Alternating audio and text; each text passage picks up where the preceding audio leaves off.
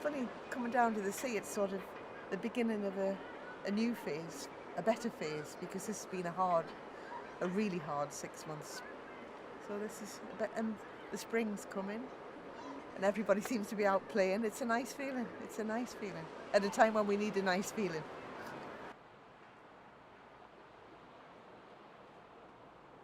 I came today to see the solar eclipse. Yeah, I decided to walk into town, and I thought the Pier would be the best place to maybe experience it. Well, we're here in Bournemouth for 2 days. Well, we came on Friday, we're going away on Sunday. And we came here yesterday and we've come here again today because we like walking on piers. We used to live in Brighton, actually. We lived in Brighton for quite a few years. And so walking on piers is something we like doing, isn't it? Yeah.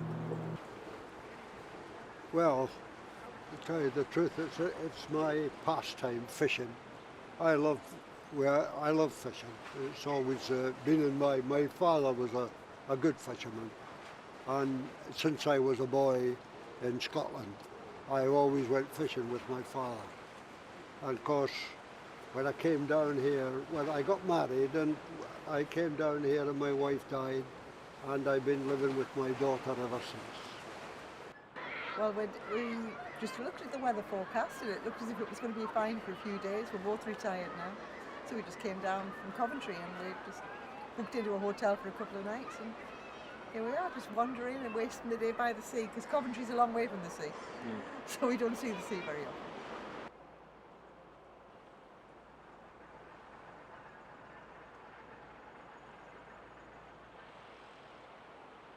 And I have seen a lunar eclipse, which is fabulous. And I saw that in Spain when I lived in Spain, and that is amazing. And that lasted a few hours, and it looked like you could touch the moon. It looked like it was about 5 miles away, and it was hanging pendulous in the sky. That was an amazing experience. My ex and I, we moved out there to live in the sunshine. Basically. We're in our early 30s, childless. We've been together a few years and we thought sod it, and we sold up and went to live there, and I lived in the Canary Islands for 16 years. I was with him for 24 years and then we split after 24 years, yeah. It was a tough time. It was an abusive relationship, and I hasten to add I was the one being abused. And I finally came to my senses and left.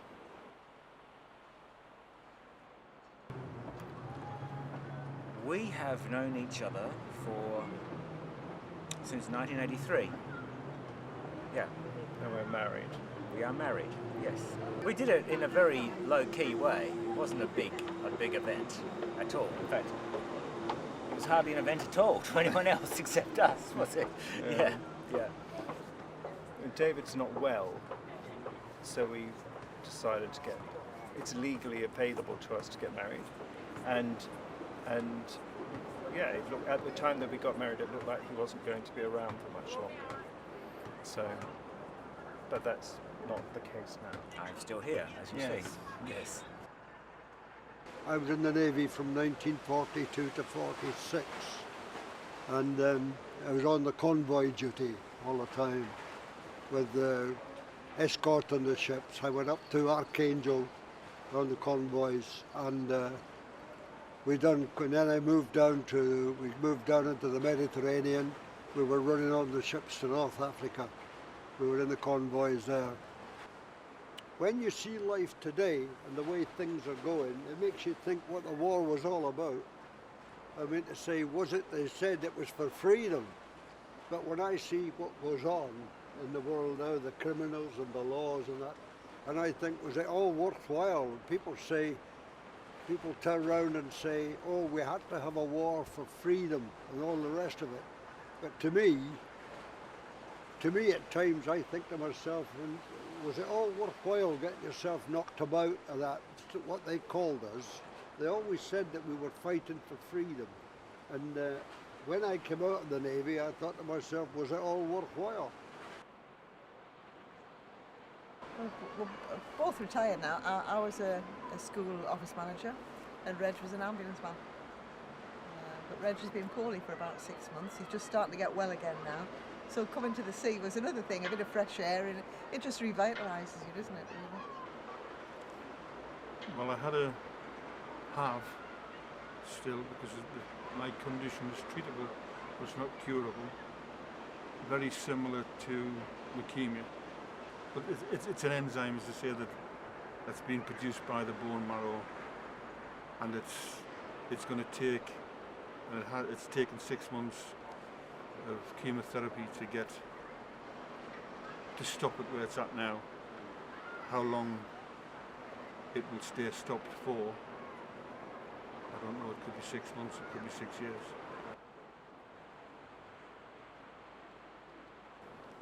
My ex was he's a narcissist, and I shouldn't have been with him for 5 minutes really, but I got caught up in the relationship as people do, and I do understand why people stay in abusive relationships. You get caught, and you keep going and you keep going and keep going, and you keep hoping things will change.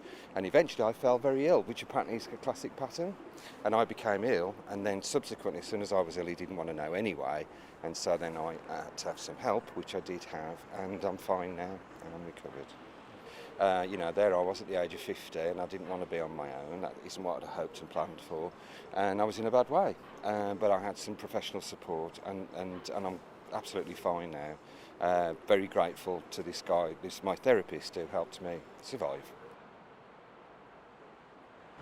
I have a brain tumour, and I'm being treated for it at the moment.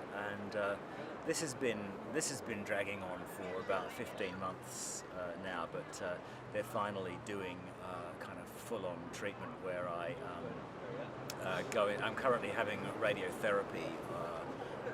It's on the side of my head, and I've only just started that quite recently, and so that's got to keep on going for weeks and weeks. It's an incredible bore. You have to go into the hospital every day. You have to sort of go into the hospital, and they stick you in this machine, and it's not for very long, but getting there, going away again, all of that sort of takes a fair while. It won't be cured. It won't be cured because what I have actually can't be cured, but it will, with any luck, keep me around for quite a bit longer than I would have been otherwise. Problems in the brain often present first with like an epileptic fit. So he had a fit in the middle of the night, and I thought he was having a stroke. So that was quite shocking. But he doesn't remember those things, which is good, I guess. But yeah, but the whole thing about getting married was it makes you think. Previously, because only recently the law changed and we were able to get married, and then we'd been together for a long time. So I just thought, whatever, change the law, and I don't have to change the way that I behave. But it seemed suddenly important. We were more or less kids when we got together, and I think when you've been together this long, you're not with the same person after this amount of time, and you either grow together or you grow apart, or you do what we've done, and we've had bumpy bits and smooth bits, and I think that's just the way it is. But mostly it's been smooth, and mostly it's been a very loving, supportive, fabulous marriage. I feel as lucky as you can possibly be. I still imagine the missus, I look at her now and I see a different person to the person that we started going out together with. But in my mind's eye, she's still the little 16-year-old nurse with a black gabardine coat, walking past the bus stop that I had to stand and wait for a bus when I was going home and she was walking home. And a set of legs that seemed to be on wheels that walked that fast. That's the way I always imagine her. That's the way when I close my eyes and when I think about it, she's still that little 16-year-old girl. Silly, possibly. That's not silly, that's lovely. That's lovely. That's the way I always imagine her. That's the way I always think of her.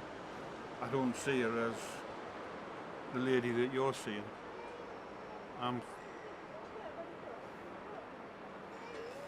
It's an old romantic, isn't it? I'm seeing a 16-year-old. Sorry.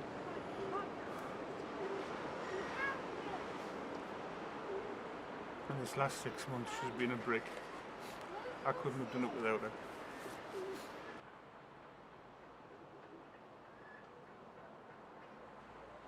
My fondest memory from when I was a child. Oh gosh, a holiday in Devon in September 1970. Oh, well, it was the first holiday we'd ever had. I am genuinely a working class guy, and it was the first holiday, and my parents rented a caravan at the end, last week in September. The weather was wonderful, can you believe? And it was our first ever holiday. Unfortunately, and this is absolutely true, guys, 9 weeks later my mother died. So that always is, Sandy Bay in Devon will always remain to me a very special time. I think I was recently watching the interview with Madonna, who, believe it or not, guys, is the same age as me. And her mother died when she was a child. And in her albums over the years, there are always tracks that relate to her, how she feels about that. And I think, and I've heard her say this, you're saying how it affected me then, and I've realised, I was listening to it the other day, and I thought, it never stops affecting us. As a 57-year-old man, a central core relationship that most people enjoy hasn't been there. And we never, ever recover, which is awful, isn't it? But we never recover from that relationship. I have friends that are older than me who still have their mother, and they have absolutely no idea what it's like to grow up without a mother. They've got no idea at all. And so I know that sounds like a poor me story, but it's actually just a psychological reality that this parent, your mom, has a huge impact upon your life. And when she's not there, there's an element of it missing. And it's interesting because Madonna captures this in some of her work. She talks about the fact that she's a mother herself now, but she's aware that this relationship is missing. When you're like that and you're in the forces, you're behind a gun, you're using ammunition, you hit anything, you hit an aircraft or whatever, you don't know if you've killed anybody. We brought planes down, but the point is we don't know if I never personally shot anybody, but the point is, always in the back of my mind, I helped to blink and shoot them. But the point was, there was never any, I never know cold-bloodedness. No. You know, it was just, I was behind, one of the men behind the guns, and that was it. I met a couple of German prisoners that we had, and I got speaking to them. And this was after the war. This was chaps that had been in a prison camp. And I got speaking to them, and they were very nice chaps. And I thought, well, what was it all about? I mean, did we killed and shot people, and we shot at them and that, and personally, I wouldn't have lifted a thing to kill anybody. They were quite nice people. They were the same as us, doing what the government, that we were doing for the government. You know, that's the kind of thing you get. I mean, to say is, it's the same as me. You'd be a different chap to me. You belong to another country. We are at war. Why should I kill you if I don't know your beliefs? And you know, you just don't take it out on people, do you? I mean, it's your governments that cause all this. You know. I find it's hard to think about what the world is going to be like. It's really hard. But I think there would be. I think that people are quite resourceful. So, you know, we were talking this morning about people who are imagining, you know, like the Jetsons. A long time ago there was a cartoon called the Jetsons, and it was like they imagined that people in the future would have tablets for their meals, and who knows what will happen. I mean, that hasn't happened yet. So I don't know. What do you think? I went through a big phase about 10 years ago of being really into all sorts of alternative environmental stuff, and I learned all about things like peak oil, like all the terrible things that are going to happen to the human race once oil runs out, and so forth. I wouldn't say studied would be going a bit far, but I've sort of learned about all of all of these things, and I found eventually I reached a point where I just had to stop taking that in constantly, because it makes you think all the time about the potential crises that are going to come to the human race. Well, it's the image that Gore Vidal put very nicely at the end of his series of historical books about America, which is the idea that the human race is like those bacteria in a petri dish who get more and more and more in number, and then eventually it will crash. And so then you just think, well, how much longer is that crash going to take? You know, there's a lot of environmentalists who you think are actually really quite excited about the idea that it will happen in their own lifetime, and whereas you know, who knows? I mean, the Roman Empire took quite a few hundred years to sort of slide into nothingness, but it did eventually. And you know, so I wouldn't say I was overly optimistic about the future of our present civilization, but how much longer it will go on in its current form, I don't know. I talk about chess, so you talk about Gore Vidal. It's nice. I'm reminded of the jet skis. That's okay. We went through a phase, I think it was about the time we were having our silver wedding, where lots of people that we knew, their marriages were breaking up, and I almost felt guilty that we was, you know, we were all right. And I don't know why we're all right and others people aren't. I just feel lucky, you know. And we are. We're very, very lucky. And he's wrong, he would have got through it without me. It's just, it's lovely when somebody else is there, because when you go for these heavy treatments, the illness Reg has got is called amyloidosis. It's very rare. And when you go for the chemo, there are several people being treated at the same time. And some of them are so young, and some of them are on their own. And I think they're the people that you really, really, your heart breaks for, because that must be so hard.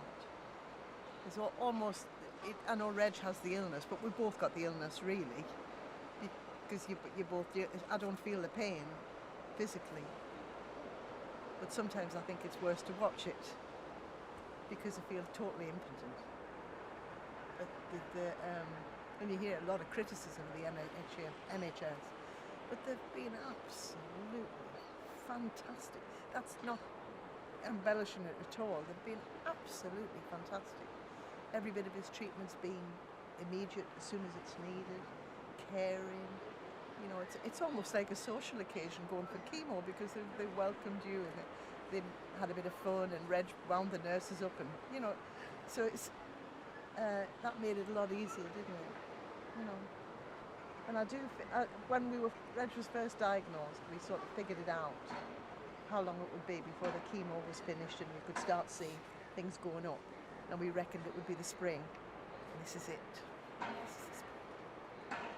We both have this strong affection for the sea. We like the sea, and we like anywhere where there's water. We can go and sit next to a river for hours and just water literally floating past. Watching people watching the water.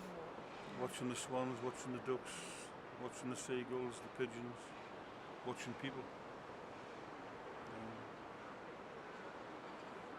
There's nothing particularly there to look at other than your dog. There was a school trip jogger. there before. I was watching the children. People about the place. There's more workmen than there are holiday makers. Yeah, there are. But it's still nice to be here. If you weren't here, you'd have to be somewhere. And here's as good as anywhere. It's beautiful here, and we like it here.